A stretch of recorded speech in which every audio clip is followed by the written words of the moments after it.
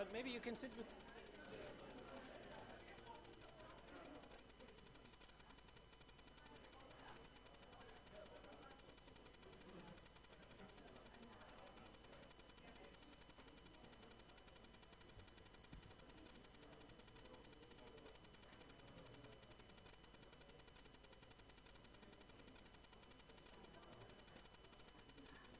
Well, ladies and gentlemen, friends of the Friedrich Ebert Stiftung, let's all sit down so we can begin. I'm waiting for a sign that the live stream is running, and then we will take off. Yeah. No, they're setting things up. Okay, once again. Ladies and gentlemen, friends of Friedrich Ebert Stiftung, it's my pleasure to welcome you here in Belgrade for our event, New Economic Model for Southeast Europe. It's my pleasure to welcome you here in Belgrade. We are happy that so many came, despite the cold weather. And I also would like to welcome those that are following us on live stream. That's why we have 3 cameras around. My name is Max Brändle.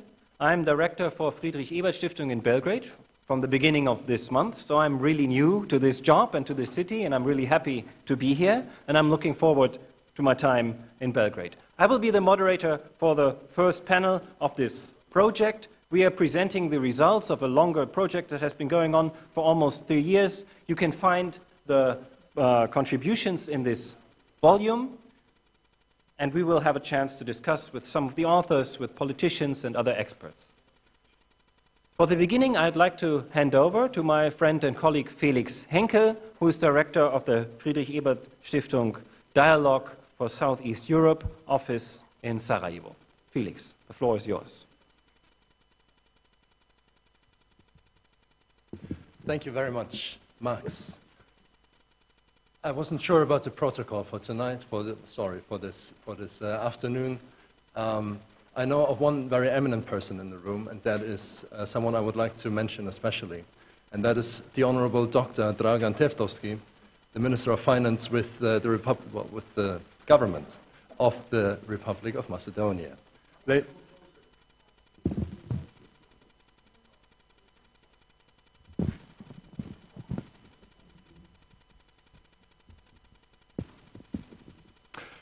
Dear friends, ladies and gentlemen, why are we here today?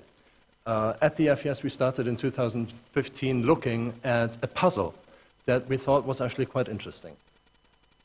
This puzzle has to do with growth, with economic growth, and it has 2 dimensions, a quantitative and a qualitative one. On the quantitative side, we were asking ourselves, together with a group of eminent experts, why it was that the region of Central and Eastern Europe was growing much faster than what we could observe here in Southeastern Europe. And over the past decades, really. And to be fair, we have to say that very recently, we've seen much better figures also here in Southeastern Europe. But what we're still asking ourselves, and what the puzzle is whether the story of stronger, more robust growth here does deserve a second look. Because what kind of growth are we actually talking about? And that would be the qualitative dimension of that puzzle. Is that growth that we're observing right now really sustainable? Is it inclusive? Is it endogenous, really? What external factors have contributed to the growth that we're seeing here? Yes, a couple of 100,000 jobs have been created in the region, but what kind of jobs? I'm very much looking forward to hearing from the panel, the different panels from today's event, because I believe we need to dig deeper. If we get a story presented like, well, all our economic policies have actually worked, are we also looking at the stagnating educational frameworks in our region? Are we looking at the low activity rates of women and youth in our region? Are we looking at the appalling levels of inequality in our region? So those questions of distribution, the question of, how equally are opportunities distributed, how equally are outcomes distributed, and how equally are shares for the ordinary population distributed is really crucial. So I completely realize that these are tough questions, and not all of them are addressed within the paper that we're going to be looking at today. And they're tough questions not only for policymakers within this region, but also tough questions for the international community, representatives of which are present here today. Because it was, or has been, often, in most cases, the international community and its institutions, first and foremost the EU, who has been prescribing the economic and social policies these governments are taking. Tough questions are good for a debate. I am looking forward to this debate. Max was so kind to introduce me already. I will just hand back to you, Max, for the moderation of the first panel, and I wish us all new insights and a fruitful discussion. Thank you so much.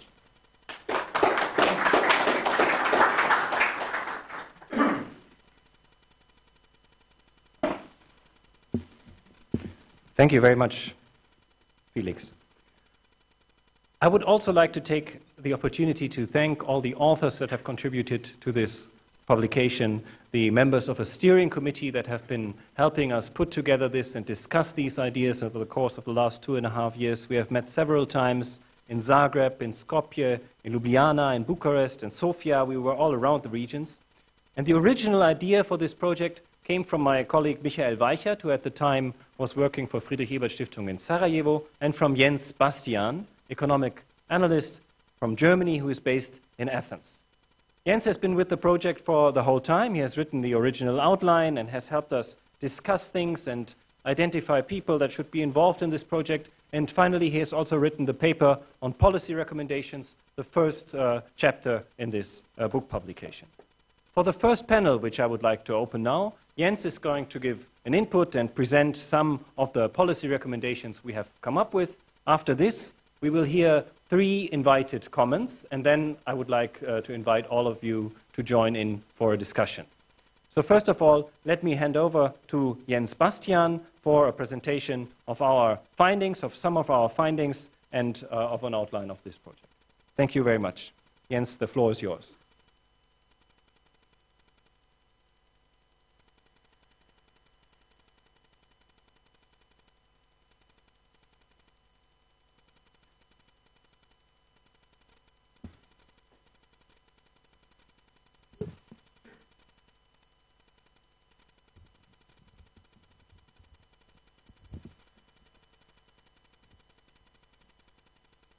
Can you hear me well in the background?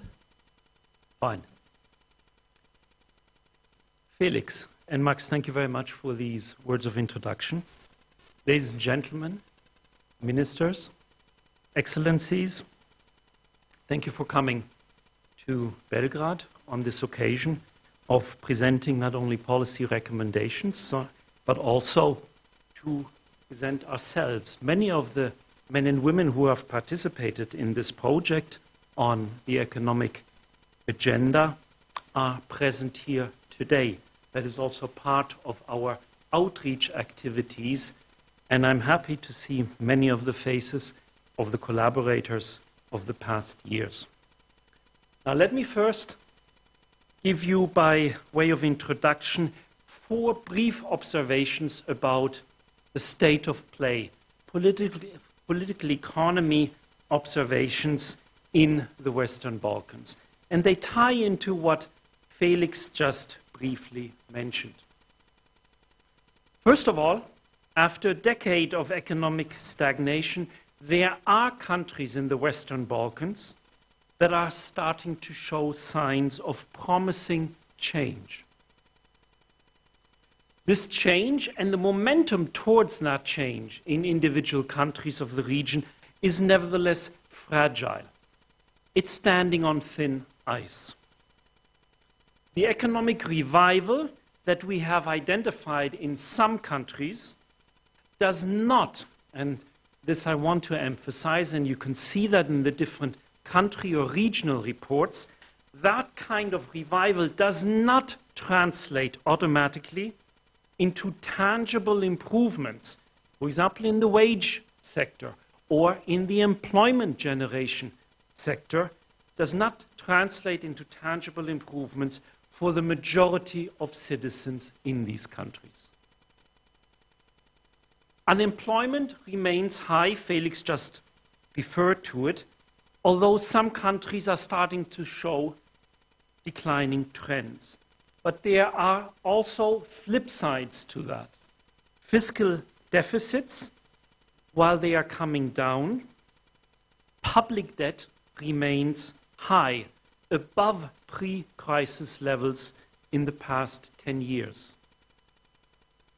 We have seen and discussed with each other in the course of the past 3 years rather interesting policy proposals, innovations that are being tested, that are being argued, debated, and contested in different countries.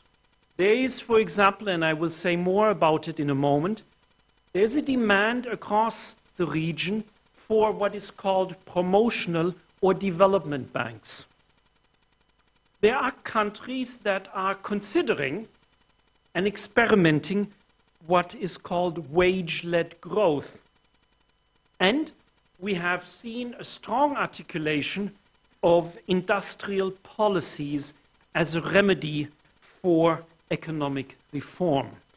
And here one of the advocates, Milica, will present in the second panel many of these aspects on industrial policy. I'll say a few words about that in a moment again. And there's an international dimension we have not argued or analyzed in a vacuum. The international dimension is characterized, for example, by what is called the Berlin process. It has contributed to actually re-energize, reopen, and in a sense give a sense of direction regarding an enlargement roadmap for countries in the Western Balkans. But there's also another rather new testing international dimension that countries in the Western Balkans are facing up to. They're being targeted by China. Beijing's investment footprint, and here in Serbia, in Belgrade, it can be seen in many different areas, that investment and lending footprint is growing across southeastern Europe. Now let me give you some background information about who we are. Why did we come together? Max briefly referred to it. Now these policy recommendations that you have seen outside and that many of you hold in your hands, they actually are the concluding part of a working group which was initially formed and convened in Zagreb 3 years ago. And it was organized by the Friedrich Ebert Foundation office in Croatia through the help and direction of Max Brandle. And thank you very much, Max, for your initiative, your determination, and for example also Ivana, who is among us, for much of the background work which often goes unnoticed, but is absolutely necessary. And at the same time, Max, welcome to Belgrade, because you have now changed from Croatia to Serbia, and I hope it is a smooth transition. Our working group has comprised researchers, academics, practitioners, policymakers, current and former, from economics, political science, and sociology. And these participants in the working group, they came from countries like Germany, Bulgaria, Croatia, Slovenia, Serbia, Macedonia, and Hungary. And, as sometimes can happen, although it is not the rule, rather the exception, while we were debating, one of the members of our working group actually was appointed finance minister in Skopje. Dragan Tevdovski, sorry for the mispronunciation. Thank you that you have taken the time. I know that you are a busy man these days. There are important decisions awaiting an outcome in Macedonia on Sunday this week. Thank you that you took the time to come and to discuss with us. We have produced, as you have seen outside, 5 country studies. They include Bulgaria, Slovenia, Macedonia, Croatia, and Serbia. And we have produced 2 regional reports. One focuses on Central Europe, and the other addresses economic developments in the Western Balkans. And that will be part of our conversation in the second panel this afternoon. We have tried to formulate, not only in the policy recommendations, a coherent economic growth strategy. What was the point of departure here? What guiding questions led us to address this? First of all, how can countries in Southeastern Europe overcome the combination of political tensions that continue to exist in these countries and economic dislocation? So it's about political economy. It's not one versus the other. How can they overcome these tensions in order to recharge, reformulate a reform agenda that needs new impetus, new ideas, new direction? What are the obstacles to that process? And why do we see these obstacles in the Western Balkans?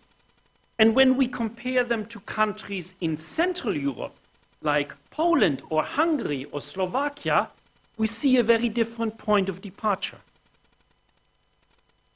And what can the countries in the Western Balkans learn from their neighbors in Bratislava or in Warsaw or in Budapest? So it is in many ways a mixture.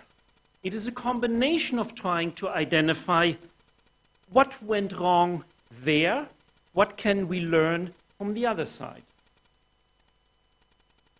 We have always, like today, undertaken these activities by then reaching out to people in the public domain of debate, to discuss with members of the government, civil society, academia, and media representatives. And these public events were organized in Zagreb, in Skopje, in Ljubljana, Bucharest, and today with you in Belgrade. We are well aware that the 10 policy recommendations that we have put on paper, they tell us something about what needs to be done, what can be done. It is not about it has to be done. It's not about how it should be implemented. This is something that every country, which has different institutional channels, different governance traditions, different regimes of political economy, has to find its own way.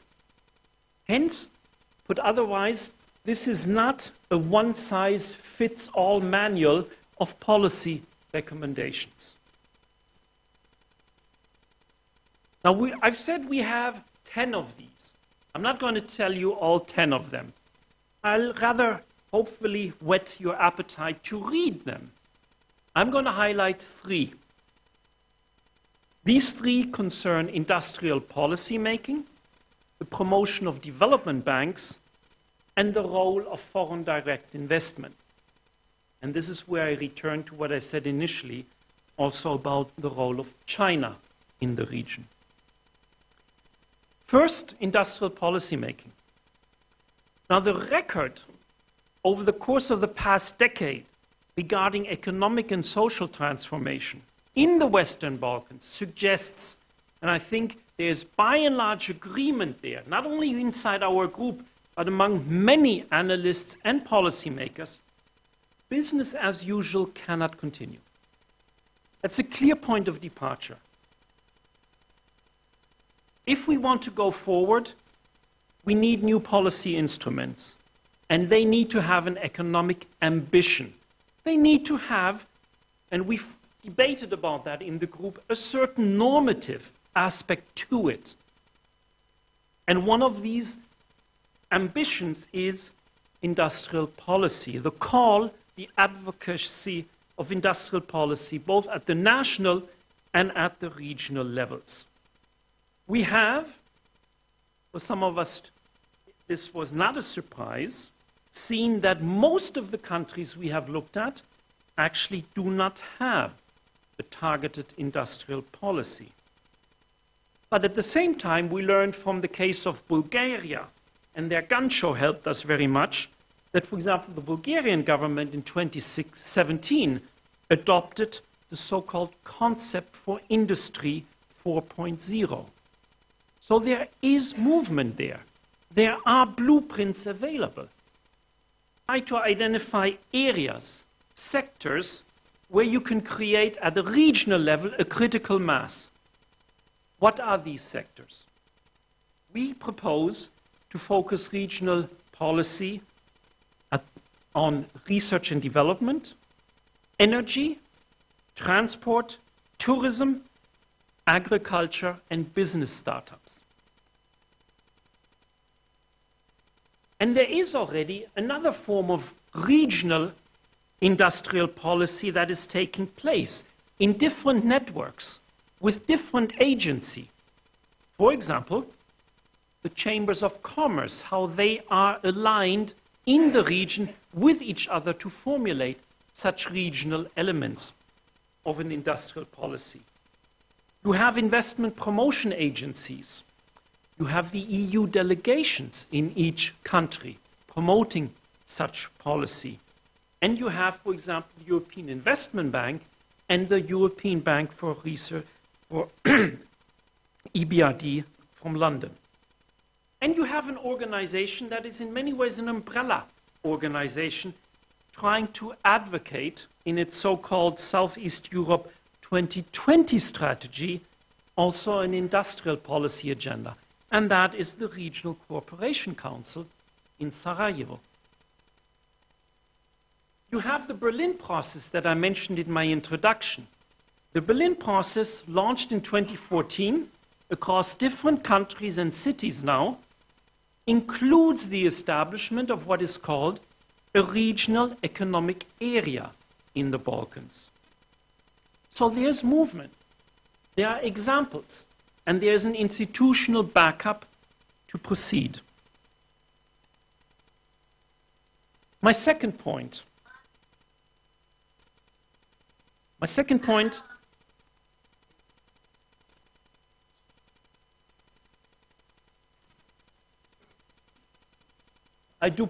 shall proceed.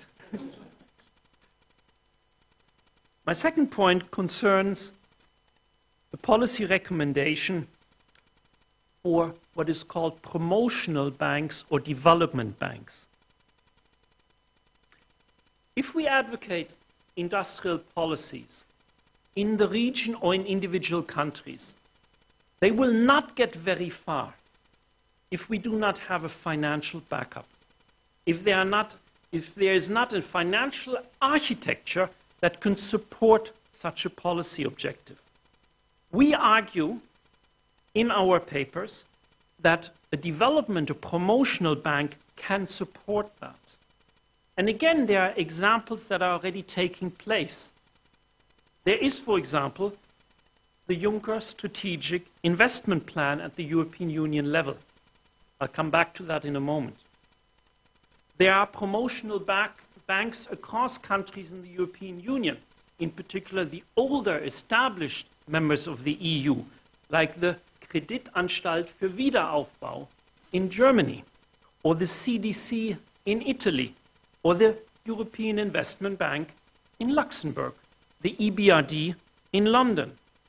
There's an architecture of such development banks, or at least banks that have a development mandate as part of their operational mandate. But such financial institutions, we have found out, while they are in high demand, they are in low supply in countries of the region. We argue in favor of such promotional banks because we see them as efforts to coordinate investment in defined sectors. They can, in many ways, mitigate credit crunches, where, for example, small and medium-sized enterprises or business startups have difficulties regarding access to affordable credit. We are aware of the fact that development banks are not a panacea. They don't solve every problem. And they shouldn't. But for example, they also need that promotional banks can work hand in hand with private sector initiatives. And there are examples for that taking place. We, for example, welcome the fact that the European Investment Bank is active in the region. We also welcome the EBRD, or that microcredit institutions are developing across the region in individual countries. But we do not think that this is on its own enough. We think that we can go steps further. And when we call for the advocacy of such promotional or development banks, we have, and this was an interesting debate in our group, we have proposed as a recommendation to include countries of the Western Balkans in the Juncker investment plan, investment programs, the so-called, for those of you who are familiar with this terminology, the EFSI 1 and EFSI 2, to allow, to organize access to funding resources for promotional banks at the European level from the European Fund for Strategic Investment. And I understand, once I'm finished, that the finance minister of Berlin, Mr. Kollatz-Ahnen, is also going to talk about this issue in a moment. Let me highlight my last point regarding policy recommendations. It addresses foreign direct investment, but also how foreign direct investment is changing in the region, for example, by country of origin. I said at the outset that the economic recovery is fragile. That means it can also be susceptible to pushback. Therefore, it is misleading to assume that once economic development stabilizes, foreign direct investment will increase in the region. We are not convinced that this is the case. We rather say that governments, based on the FDI experience of the past decades, need to refine their investment promotion agencies. And there is a new investor and lender who is arriving in countries of the region. If you look at countries like Hungary, Albania, Croatia, Montenegro, Serbia, Bosnia-Herzegovina, and Macedonia, when they make decisions about infrastructure projects, where does the lending come from? Increasingly, to a higher level, from China, from Chinese-based banks. For these countries that I've just mentioned, the expanding Chinese footprint is a funding alternative, an alternative to sometimes cumbersome, time-consuming financial engineering instruments that come from EU programs. And China has organized through the so-called 16+1 framework economic partnerships, free trade agreements, lending opportunities with countries in the region, some of which are in the EU and some of which are outside of the EU. Part of the euro or not, member of NATO or not, doesn't really make a difference for China. So policymakers in Beijing, in Tirana, in Skopje, in Belgrade, in Sarajevo, in Budapest, or in Podgorica, they see these Chinese developments as a win-win situation. They say we are opening up to China, and at the same time China is opening up to the Western Balkans. But we want to say here in our recommendations, careful. Don't rush to this. Reconsider sometimes and look at the small print. We are not per se against Chinese investment or bank lending, but there are issues to be considered, and let me highlight two briefly. We find that countries in the region tend to downgrade the risks associated with bank lending from China, in particular if it is foreign currency denominated lending for infrastructure finance. We also argue that when countries engage with China, they should and must continue to apply the rules and regulations of procurement, of tender processes based on EU regulations. And I think this is in particular an important message for countries who are immediately in the accession process.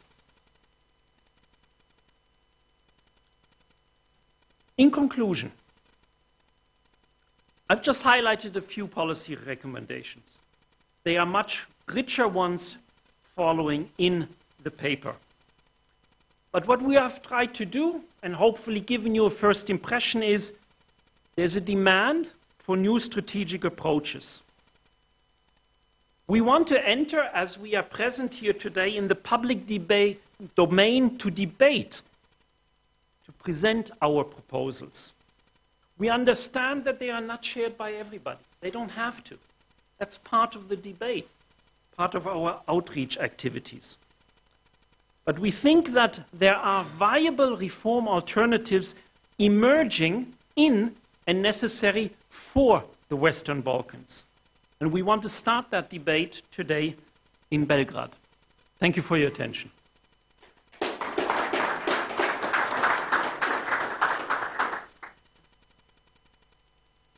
Yes, thank you, Jens, very much for presenting 3 out of the 10 policy recommendations that we came up with in the course of this process. You can find all 10 of them in this paper as the first chapter of the larger publication, and we have also printed them as an extra paper individually. You can pick it up later. We have now 3 invited comments on these proposals that we have made. The first one is in form of a video statement by Matthias Kollatz-Ahn. Matthias Kollatz-Ahn is the Senator of Finance of Berlin. So that's what they call the finance minister of Berlin, not of Germany, but of the city of Berlin, which is one of the 16 Länder, 3.5 million people, already of considerable size. So Matthias Kollatz-Ahn knows about public finance. That already helps. But before becoming finance minister of Berlin, he was vice president of the European Investment Bank, and part of his portfolio was also Southeast Europe. So that's why we have asked him to comment on these ideas, and as Jens has already said, he's going to focus also on this topic of development banks. This is a 7.5-minute video statement that feels rather long to watch, but please bear with us. He has interesting things to say, and I would like to ask our colleagues from the technics to start the video now. Dear ladies and gentlemen, dear distinguished guests, allow me first to congratulate the collaborators of the project and the authors of the book on compiling such an impressive volume. The recommendations are based on solid analysis, in my view, and are relevant for practical purposes and practical policy. The starting point of the project was the recognition that a huge gap still exists between Southeast Europe and the rest of the continent. It is in the common interest of all European countries, not just those in Southeast Europe, that this gap to be closed. There is a huge body of academic and policy-oriented literature on how to stimulate growth and how to stimulate catching up processes. I guess it's fair to say that in spite of this impressive body of work, no simple, indeed not even a complex, formula for success has been discovered so far. It is therefore sensible that the project puts great emphasis A on the country-specific approach and B on presenting a menu of important elements for fostering growth processes with a clear understanding that the relative importance of individual elements may differ from case to case. However, I'm confident that one can develop bundles of measures moving countries and regions in the right direction. And that's what counts. In what follows, I would like to concentrate on the role of promotional banks in fostering growth processes. This is not to belittle the importance of other elements of a growth strategy, but simply in line with the fundamental principle of exploiting comparative advantages. 6 observations from my side. First, promotional banks are really an asset in the financial system of any economy, irrespective of its level of development. Even developed and well-working banking systems leave gaps in the provision of funds for certain parts of the economy. This includes, example given, funding for investments that have a positive but low return on investment but a high social return, such as social housing or environmental, like climate protection investments. B, companies with new technologies that are ready for mass production but still untested. Or C, companies of small and medium-sized enterprises which virtually everywhere are being shunted by lenders, especially for longer-term loans. By the way, the more complex banking regulation is, and has to be, the more this situation for the SMEs will stay. The case for promotional banks even stronger in economies with a lot of reconstruction needs, after wars, example given, or an important catch-up process ahead. The second observation is, while being political institutions, promotional banks are, as the paper rightly emphasizes, only successful if they enjoy full operational independence. They must be able to independently design lending programs within their mandate and guidance. They must be able to take lending decisions without any political interference, and they must be able to recruit staff on the basis of expertise and not party loyalty. Third observations, promotional banks are the natural partners of the implementation of EU investments initiatives such as the ERDF and FC. For many EU members, it has proven difficult to take full advantage of EU programs designed to foster cohesion and growth because countries lack sufficient administrative capacity. Your project rightly points out that the demands by these programs on the administrative capacity on recipient countries are high. All the more, I think it's sensible to concentrate local administrative expertise also in institutions such as promotional banks rather than to spread them out thinly, at least for certain centers of expertise. Expertise is also a necessary prerequisite to ensure the efficient use of funds and the integrity of EU funds in the interest of taxpayers and in the interest of the regions. Fourth observation. Promotional banks need to have a critical size. This is important to lower refinancing costs by being able to issue benchmark papers and, secondly, to gather sufficient experience in high caliber human capital, which is in any case in short supply, most in every region, but also certainly here. This poses a problem for smaller countries thinking about setting up a promotional bank, a problem pertinent for countries in Southeast Europe. Hence, I think there is a value in considering a multinational solution, which incidentally may have the positive side effect of fostering closer regional cooperation. But we have also to see that there are two positive examples, at least I know, in Slovenia and in Croatia. Both countries have founded promotional banks. Fifth observation. At the same time, promotional banks need to have local expertise in order to arrive at sound credit assessments, something which clearly is more difficult to achieve with a multinational setup, which by definition is further away from the market. By the way, in case of non-performing loans, nobody wants to see non-performing loans. But if it happens, a successful workout process in case of non-performing loans requires local expertise. The answer that successful promotional banks elsewhere have found to this dilemma is to work through local banks or at least local offices. Working with local banks can actually have a beneficial side effect in that it helps to improve the capacity and expertise in the local banking sector. Sixth and last observation, promotional banks are, as said, a significant element of any financial system, but they are a complement, not a substitute for a robust, sound financial sector. Without a productive financial system that helps to allocate capital efficiently and that provides safe and profitable store of values for savers, no lasting growth process is possible. Dear ladies and gentlemen, I regret that I shall not be able to discuss these points in greater depth with you personally. Let me again point out that the report gives important and useful policy recommendations that will undoubtedly be beneficial as guideposts for the respective growth strategies. I think also Matthias Kollatz-Ahn deserves a round of applause. There's actually also a very good reason why he can't be with us today, because it's his 62nd birthday, and he decided to celebrate in Berlin. So that's why he can't be here. But we wanted to show you his comments on this, because he really is an expert on setting up and developing these development banks and tools, also especially in this region. Let me now come to the second invited comment.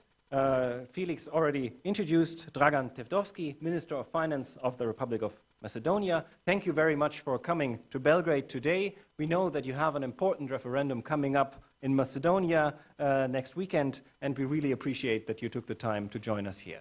Dragan Tevdovski doesn't only come as an active politician and Minister of Finance, but also as one of the contributors to our process. You can find his paper and economic analysis of Macedonia in the volume. We have been in Skopje last June to discuss this with you and have an event at the University of Skopje just weeks after you had become Minister of Finance. So we are glad that you are back with us, and I would like to give you the floor to address us. Thank you.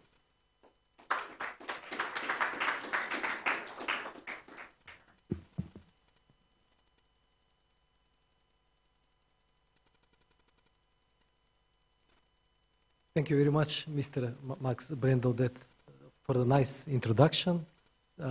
Thanks also to the Mr. Felix Henkel for nice words. Also, I must say that my regional work together with the FES started even before this project. It was very refreshing for me. We have, with the regional experts, debates in Berlin and around in the region.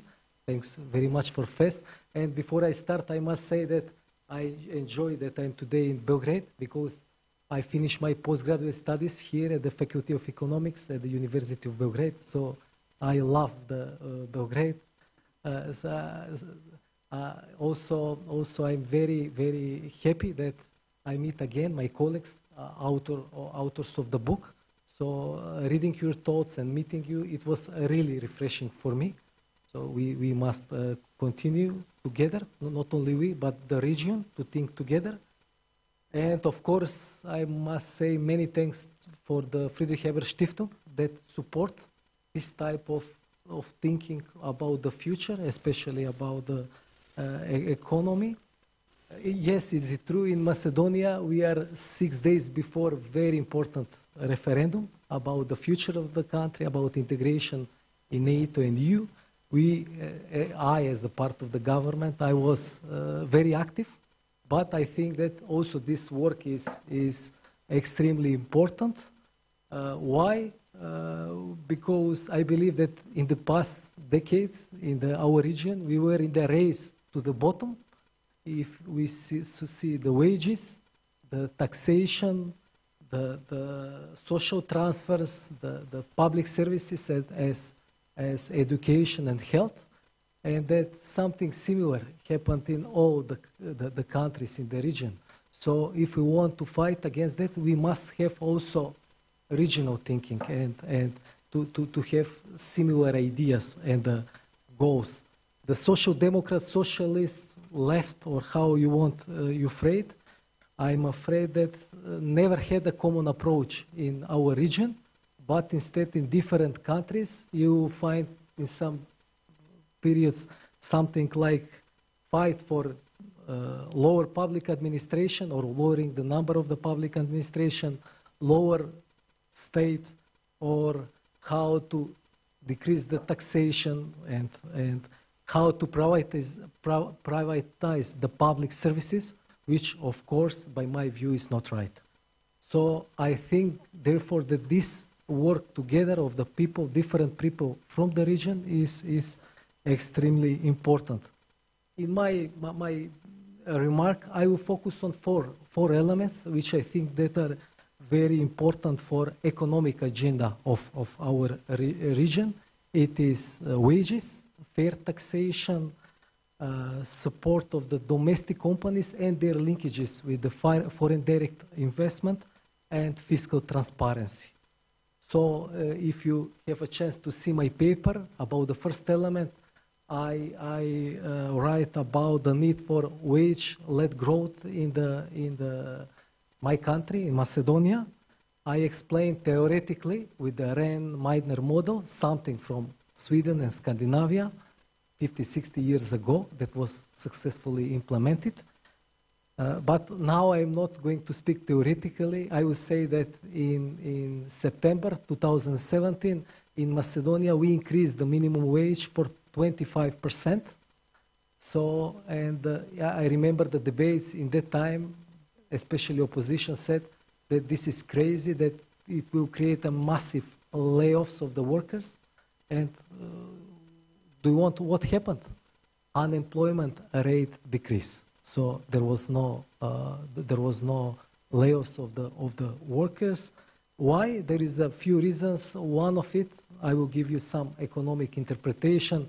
If you see the share of the profit in the GDP, in the past decades, it increased strongly. The share of amortization stay similar, and the share of the labor decrease in the GDP. So there was a serious space for this type of the policy. Of course, the second thing related with this is productivity. So according to what we learned in our books, the growth, the productivity should be made, and then the wage growth should be after that. But if you see the data in Macedonia and probably in most countries of the region, the productivity growth is not adequate. So it's much lower than we wish. Increase of the wages in Macedonia in the past year create the companies to start to think how to improve the productivity. They asking and start to invest in the new technologies, new machines. So it is also one thing to move productivity forward. So of course, this is not according to the classical economic belief, but it works. Something like this works 50, 60 years ago in Scandinavia. The second thing is about the taxation.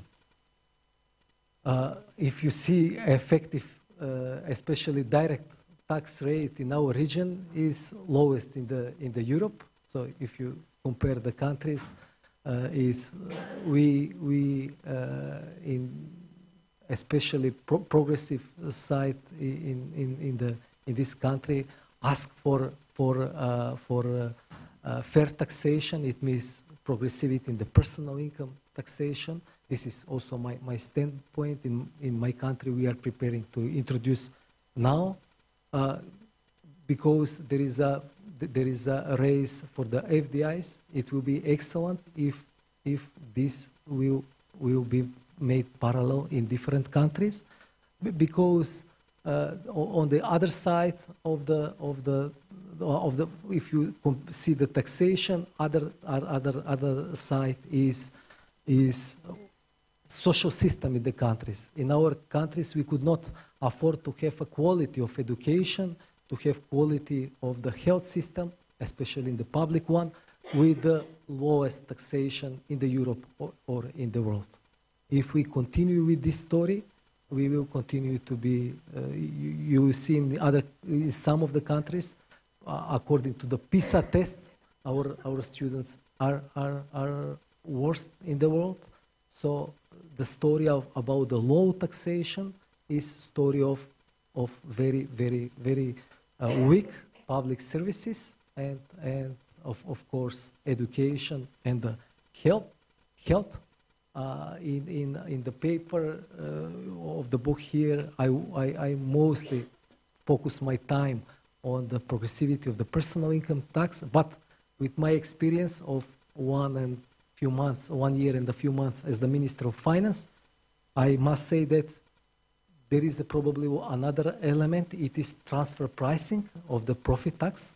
which is probably in revenue mobilization in our region, it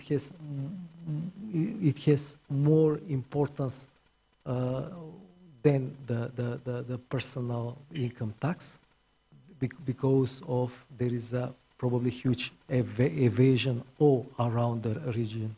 So we must focus in this field if we want to have more revenue mobilization for the social services.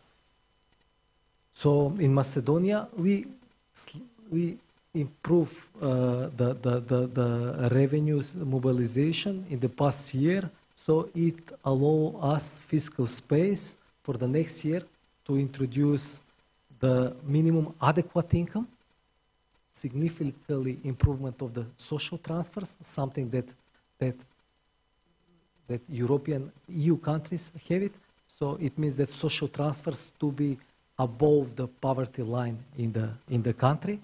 And also our policy in the country was to increase the salaries of the teachers and the doctors. So in the public field, in order these two probably the pillars of the system to be strengthened.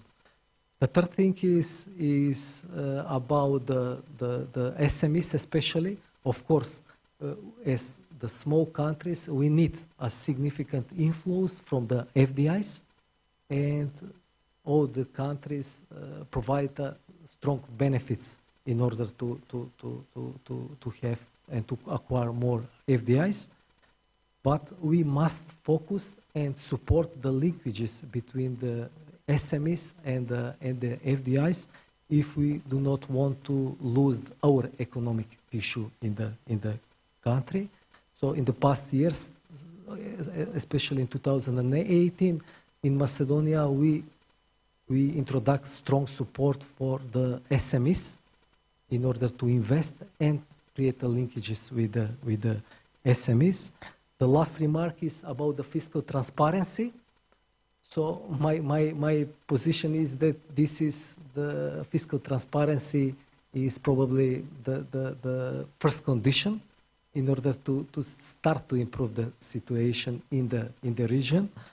In the past, it was not adequate.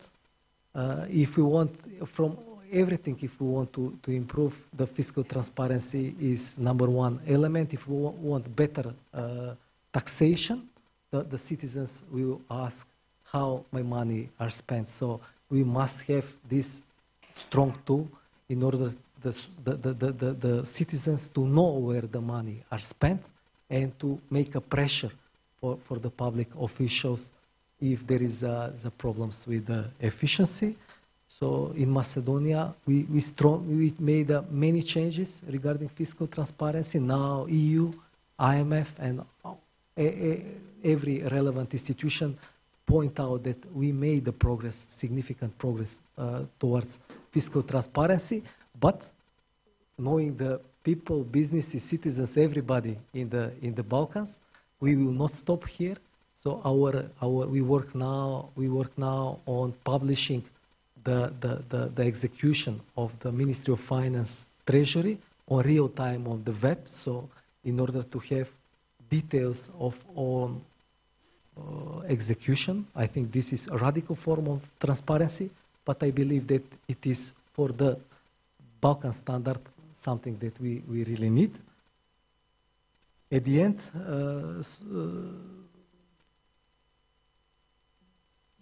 end, I must stress that I really enjoyed reading. So most of the time I read what the others write.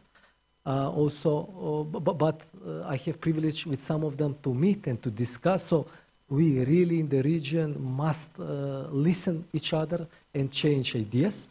So my last thesis is that we should not stop here, and it will be a mistake if we stop here. But we must find some forums in order economists, especially, and to meet from different countries in the region to meet and to discuss about the future steps in the future. Why? Because we live in the very extremely fast changing environment. 20 years ago, if someone said that the world's biggest media will be someone without publishing any media news, it is Facebook. So we will not believe. Also, if someone thinks that the biggest hotel chain will be somebody like Airbnb without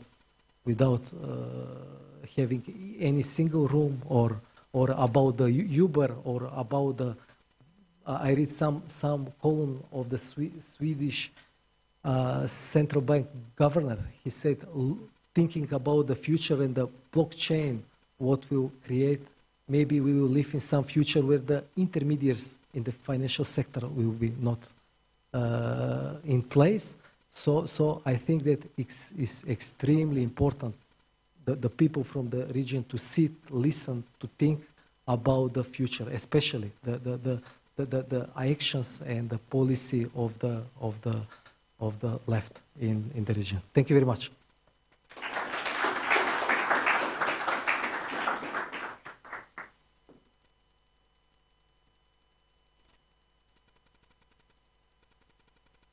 Join you on stage with Jens Bastian and Dusan Reljic, and I would like to start the discussion phase now.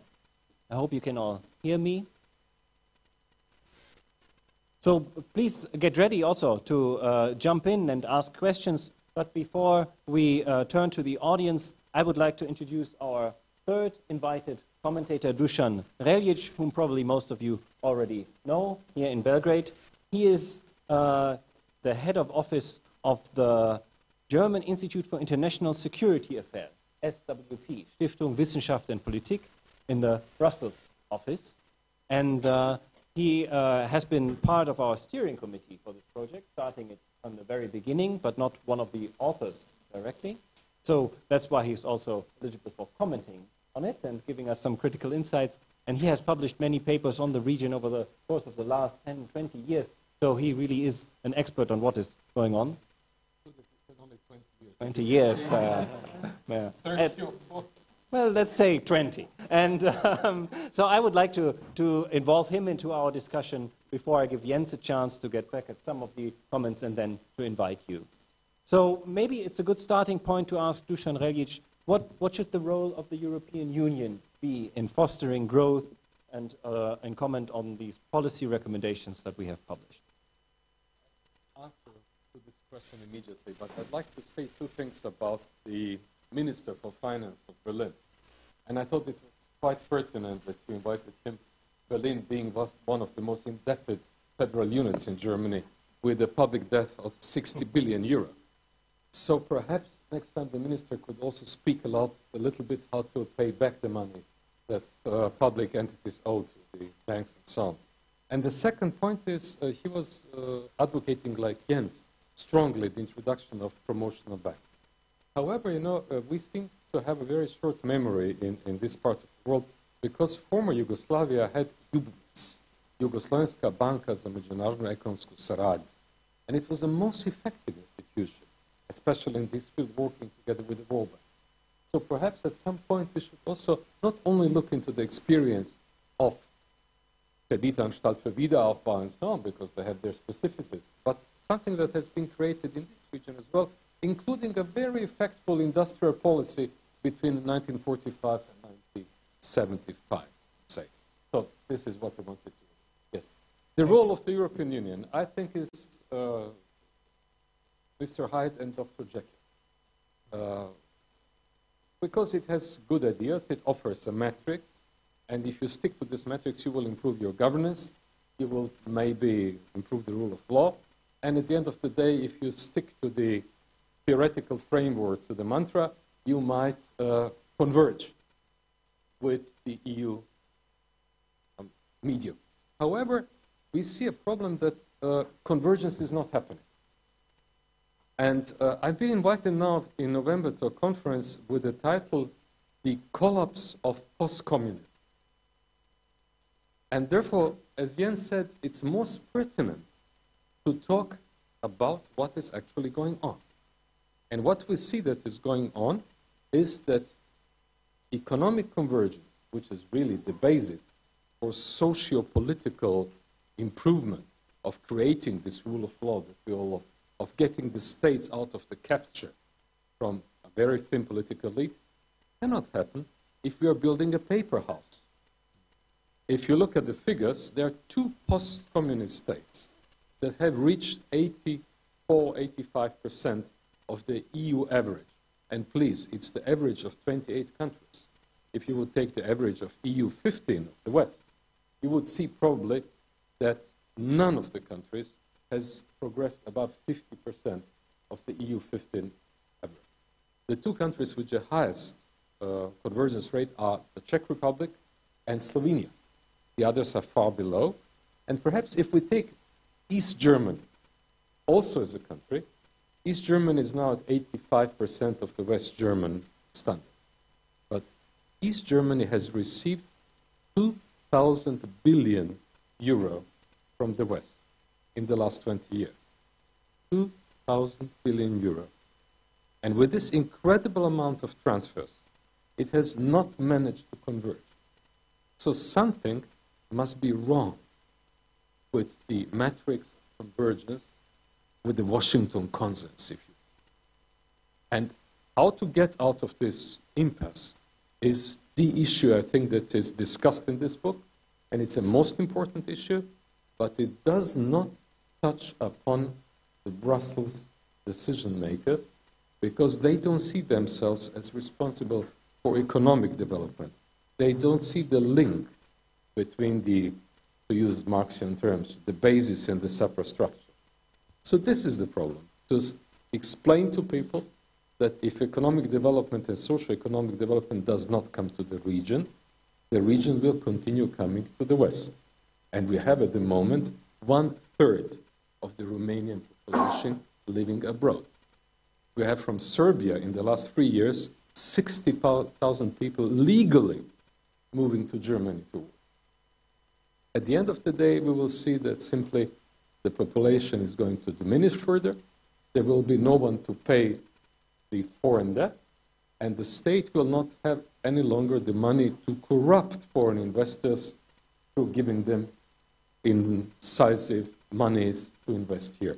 I think that one part of the book, one contribution by Zoltan Pogačar about the foreign direct investment-dependent competition state model is actually explaining the whole story. Maybe, if I can interrupt you, or I was also going to mention Zoltan, because we had country studies from Southeast Europe, 5 of them, and we had a regional study focusing mainly on Southeast Europe by Milica Uvalic and Vladimir Cvijanovic. And then there was also one regional study on Central and Eastern Europe, which, if you're discussing a new economic model for Southeast Europe, it demands some explanation. And our basic idea was, let's also compare the experience of the convergent process of attracting FDI and industrial policy from this region to the experience here. So maybe there's something to be learned from it. And what you said about the collapse of post-communism and the convergence progresses. So it would be really interesting also to hear from Zoltan, who also came to join us from Budapest today. But Max, this collapse has happened here already. Because no matter how decisively you implement the Washington concept, at the end of the day, you will have huge trade deficits and you will have huge fiscal imbalance. And you can pay the money back only if you save money, and this means that the highest levels, the most broadest part of the population, will pay for it. And there is a direct link between poverty, migration, and the political turn to the right. Very well. Before I would like to allow questions from the audience, I would like to give Jens Bastian a chance to reply to some of the things that have been sent. Comment from Matthias Kolatz-Ahnen, Dragan Tevdovsky, and now from Dusan Veljic. So, Jens, you cannot answer and comment on all of these things that have been said, but maybe you can pick up on some of them, and then please raise your hand and let me know if you want to jump in. We have 2 microphones. I would like to ask you to speak into the microphones so we can hear you and the people on live stream can also hear you. Jens, please. Thank you, Max. And thank you very much for the different comments, be they through live feeds or here on stage. A few words first about when we call him the finance minister, and Max said, no, he's actually in Berlin, the special status is called a senator of finance, regarding his advocacy, similar to how we have done it in our policy recommendations of promotional banks. I fully agree with him with one observation that he made, which may often go unnoticed, but it's important to highlight. Promotional banks need a critical mass. You may start from a low point of departure. Its funding may, at the beginning, be minimal, but you actually have to build it up. Otherwise, it's very difficult to distinguish it from a microfinance institute. And we have these in individual countries, including here in Serbia. Hence, working in terms of how do you, for example, get other financing institutions in a given country? How do you get multilateral organizations like the EIB or other promotional banks from other countries to help you set up, establish, and broaden such a financial institution? Is a critical element of what the senator called establish critical mass. Dusan, you're absolutely right with regard to Yugoslavia had a successful promotional bank. But the emphasis here is on the word had. It's the past, and it's not to be repeated again. It is now all of a sudden an area where you need to identify, can we have forms of cooperation between different countries who, as we have heard, Slovenia and Croatia, for example, having established banks, can they, for example, cooperate with each other? Can they re-establish something that may look similar to what used to be a region-wide promotional bank? To Dragan's point, one observation.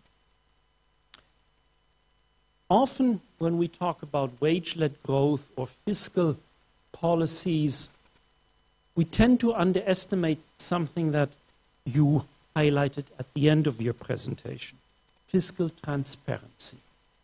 In terms of, it's not only about increasing wages or decreasing taxes, corporate or personal income tax or property tax.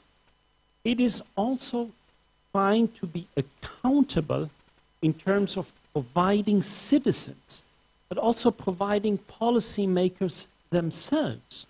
For example, a finance ministry, for example, a public revenue office, a level of transparency that goes in different directions. For example, how much money is actually spent, including from EU funding programs. We tried, for example, in our reports for the countries and the region to identify for every single country EU funding programs. It turns out it's extremely difficult to get up-to-date information about that in terms of allocation, contracting, disbursement, and so on. These are very different levels of transparency that are necessary. It's also that the state not only should be accountable in terms of what it spends, but fiscal transparency also includes what the state owns. And I think this is an important issue that citizens want to know more about, because citizens don't want to be reminded every day about the level of debt that exists in an economy, be it private, corporate, or sovereign debt.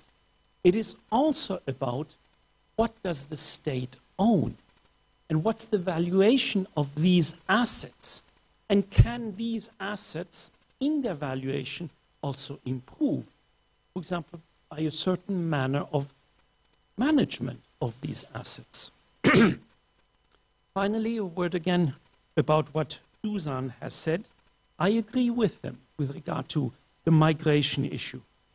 It is continuing. It will continue. Men and women, in particular of the younger age, continue to vote with their feet. If what is shown on the horizon when we talk about there's a fragile recovery, there is a small decline in unemployment, there's a call for innovative policy ideas. For somebody who has in Belgrade maybe a PhD and a master, who speaks 3 languages, but who serves cafe latte, that's not what he or she intended to do. But he or she will find it somewhere else, and hence has very good reasons to leave. Thank you for the moment. Okay, thank you, Jens. I know I have 2 questions from the audience right now, so if there is more, please let me know. Maybe we can gather 2 or 3. No, we have 4. I think that's okay for the first round. 6, okay. Even better. We have about 20 minutes to go, so please be brief in asking your question. I would like you also to introduce yourself very briefly so we know who you are. And if you do not ask your question in English, then you would also have to let us know. Okay, the first question was over here from Milan Cvik. And it's the lady in the 3rd row over here. Milan Martin Cvik, I'm a Slovene economist, but now with EBRD, and I wrote a piece with my former Prime Minister and Minister of Labour for Slovenia. Oh. Since Slovenia was mentioned, since UBMES was mentioned, Yugoslav Bank for International Cooperation, I would say that first, we have written this piece a year and a half ago. I reread it over the weekend. It's all still valid. And at the same time, I would also say that the current new government which we have in Slovenia, I hope they will introduce some of the things. Second point, we, of course, in Slovenia are following what basically it was done in Yugoslavia. Despite the Washington Consensus, despite being criticized by the World Bank and IMF that we are not Slovenia, but we are Slovenia. So gradualization, we came quite well through up to the 2004-2008. But then the financial crisis hit us very badly. And if it would not have been for at least those, I would say still today state-owned, but then still Slovene banks, and Slovene Export, and today Slovene Export and Development Agency, we would not regain the growth back where we are in 2018. So, for all the countries of the Southeastern Europe, control your own finances. FDI is fine as long as you promote with tax incentives, whatever. You need to keep your savings somewhere in the system, and for the future, of course, the European development banks, EBRD, I'm from, EIB, etc., these are all very good institutions, but you have to work with them. So create your own export promotion agency. You can then rename them export development, whatever agency, and then you define what they're doing. I think that EBRD is, let's say, very active with the private sector, but some of the projects that even I had to approve at the board, I don't know, let's say, Kostic bond or something like that, some of them, you can have doubts. Nevertheless, they are good projects. There's a 5C corridor in Bosnia. There will be some interesting projects in Macedonia, Serbia, etc. And in that context, all the recommendations which are there about how to work on the FDI, how to work with the development banks, they are all valid. And of course, those development banks, once they're there, they would be cooperating even more. So good luck for the new economic agenda for the Southeast Europe, and let us, of course, hope that Brussels especially would be listening to the comments, suggestions from that audience. Thank you. Okay. Gordana Lazarević, former Assistant Minister of Finance, in charge of the planning of EU funds in Serbia. First, about the promotion of banks. It's a very sensitive issue in the Serbian market. We have a shallow market and have still very huge number of commercial banks operating there. This is the first issue. Second issue is capital formation. How we formate capital. If you have very sensitive fiscal deficit, have heavy taxation of citizens.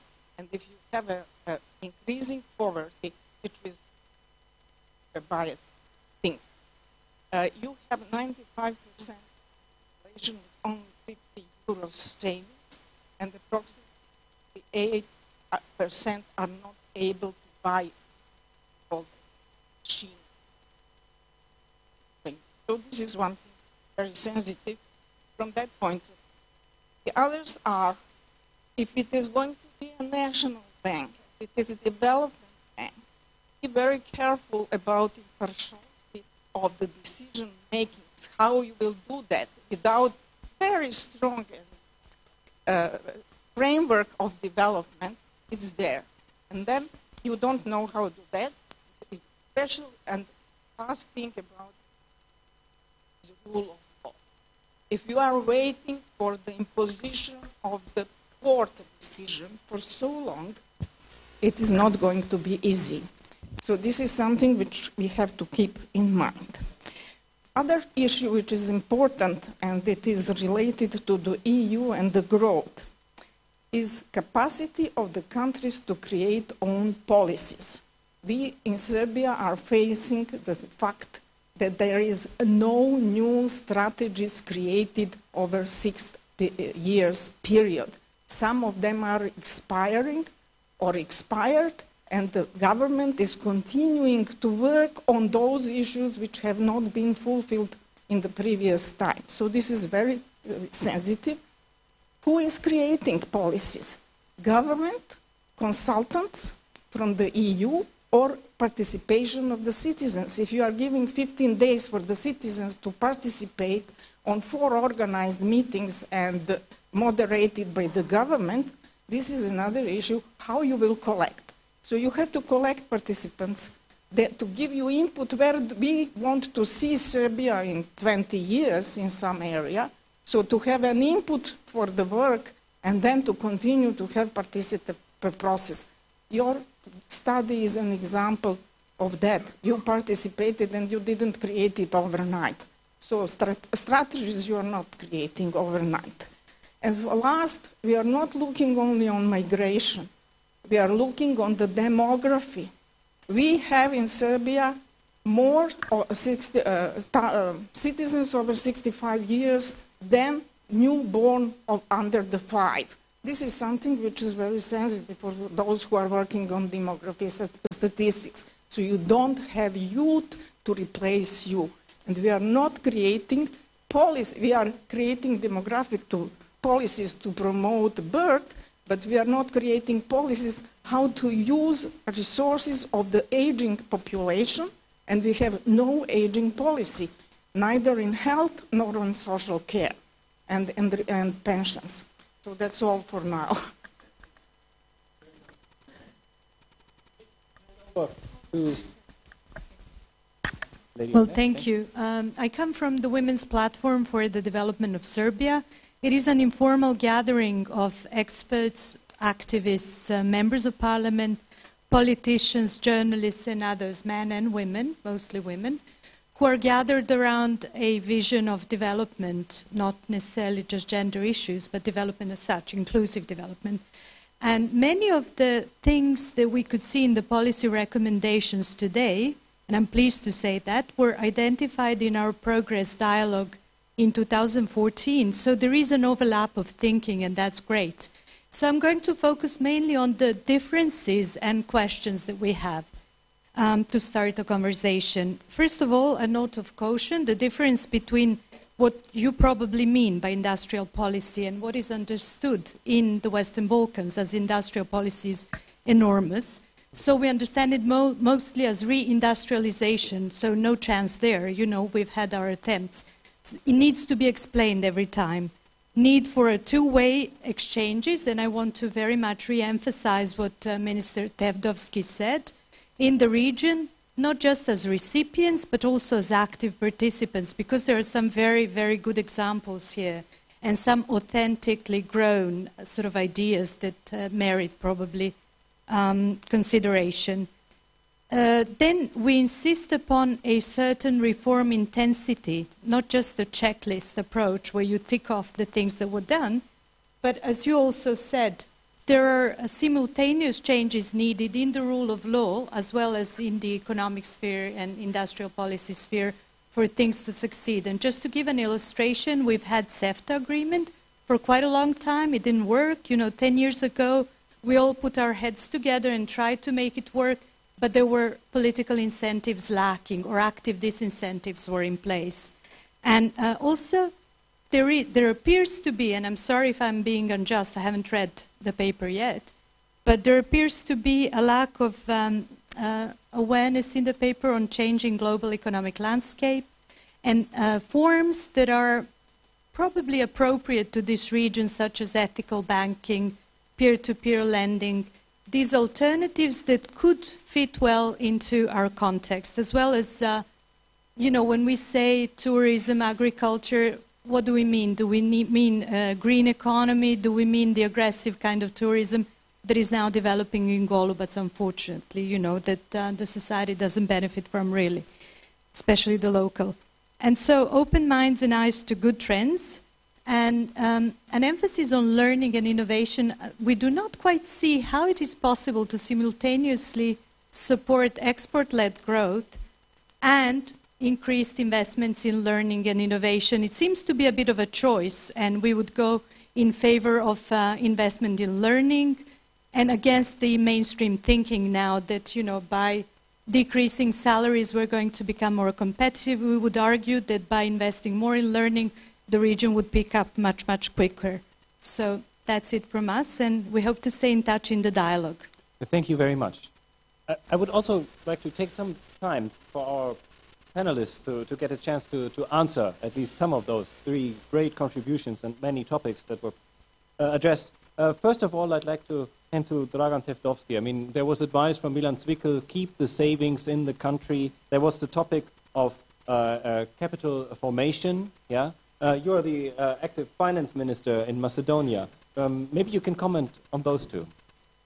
Okay, thank you. So I want first to say that, for example, one of the most important issues relating with this is the idea of the promotion banks, and I'm in favor of this. I think it's a good idea to have this type of tools, which will support the export in the country with the strengthen the economic tissue.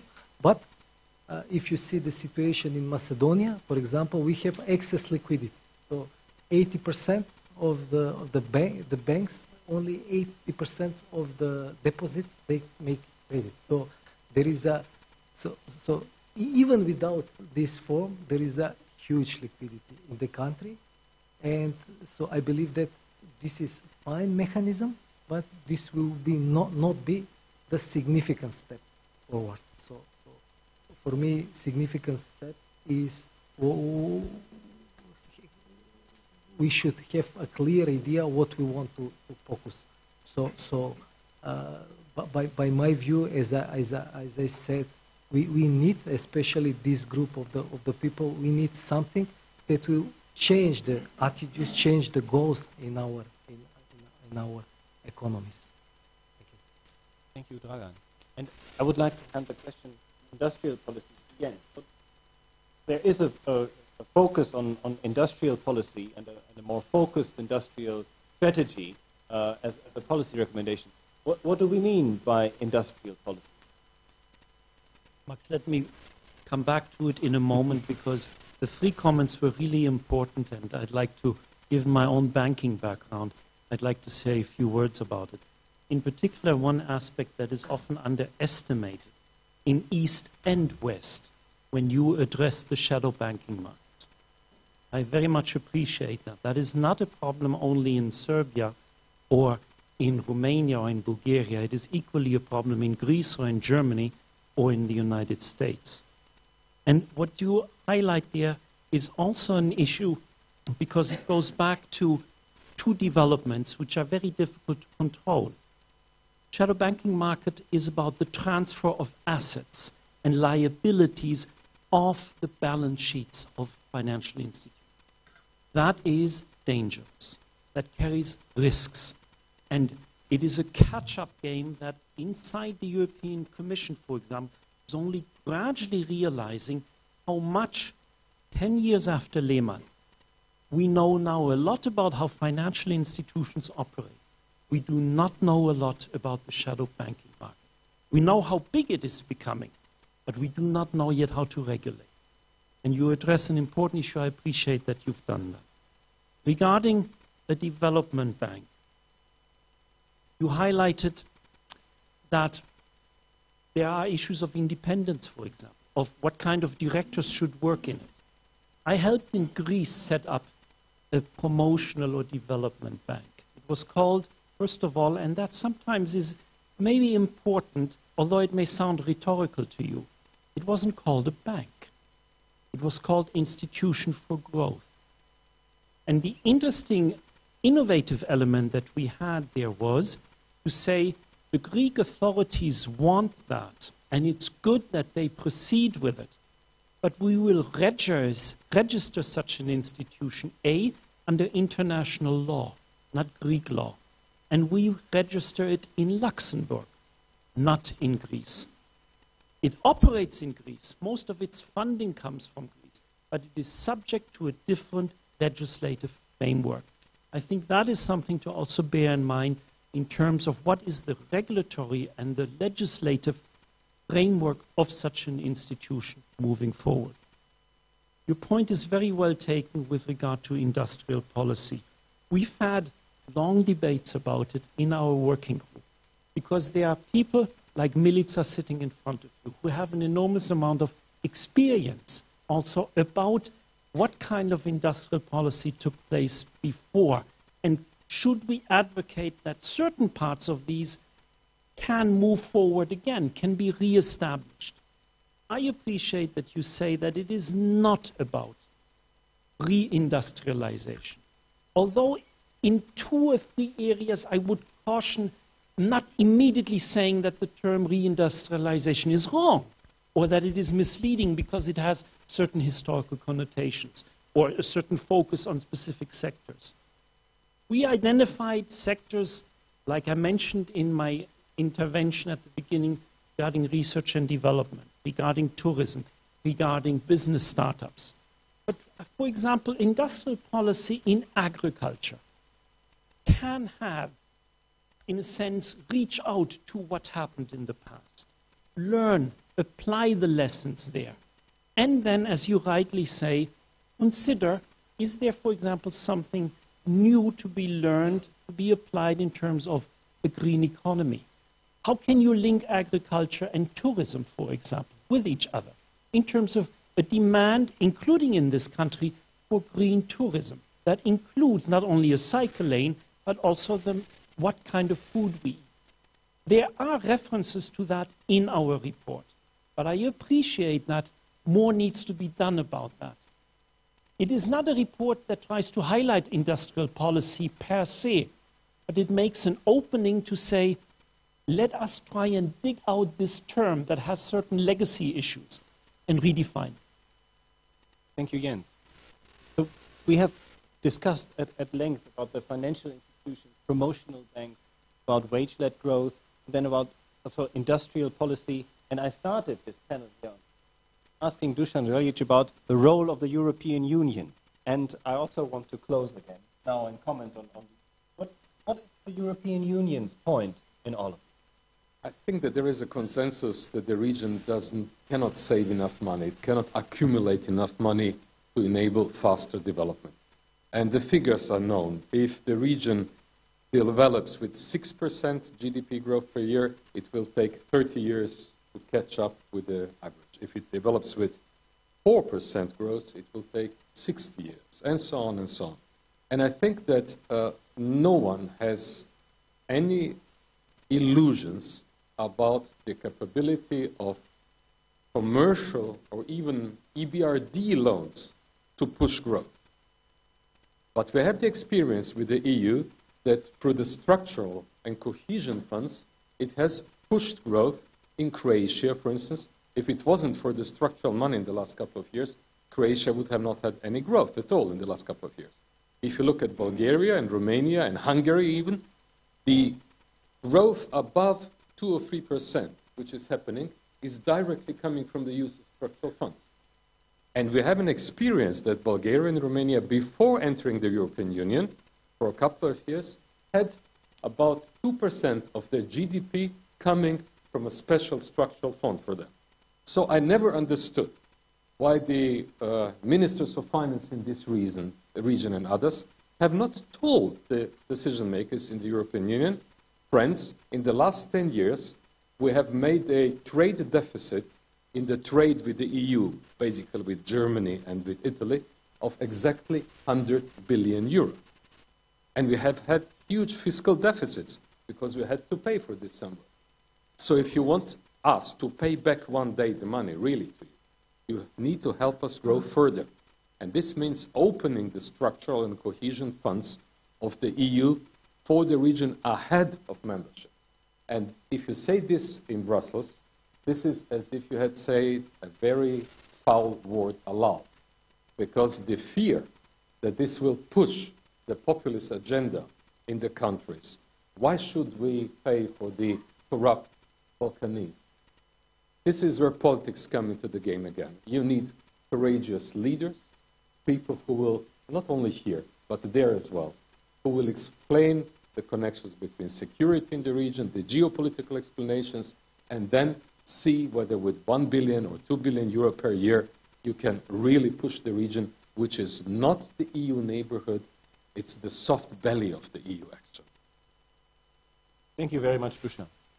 Before we close this panel and go for a coffee break, I would like to mention two things. First of all, we will continue this discussion after the coffee break, and many of the subjects we have touched upon will be at the core of what Milica Uvalic will outline in her presentation, I'm sure. And so please stay with us, and those that couldn't ask their questions might hopefully have a chance in the second round of discussion. And before we close, please give us another couple of minutes. I would like to hand over once more to Jens Bastian for a comment on what Dusan has just said to close this panel. Thank you.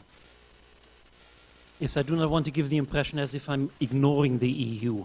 And precisely because Dusan has built a very nice bridge with his sobering statement about what money can and cannot do, where the limits of institutions are like the EBRD.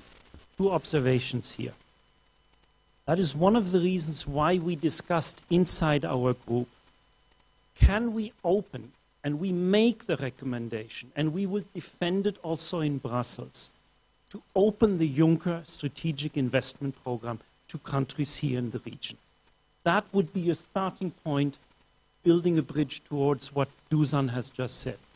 Because our concern is, and I highlighted that in my introduction, if these kind of funding streams do not arrive or continue to take so long, looking to Beijing for a financial alternative only increases for countries here in the region. There are prime ministers who are explicitly making it clear, if we do not receive the funding from the EU, we will look for that funding far away in Beijing. That is one of our concerns, because that creates a level of dependency regarding risks of bank lending where I am not convinced that finance ministries or central banks in the region understand the complexity of lending and doing business with China. Thank you very much. I hope this was a good start for our conference and presentation of our work. Please enjoy the coffee break. We will reconvene at 4 o'clock with the second panel.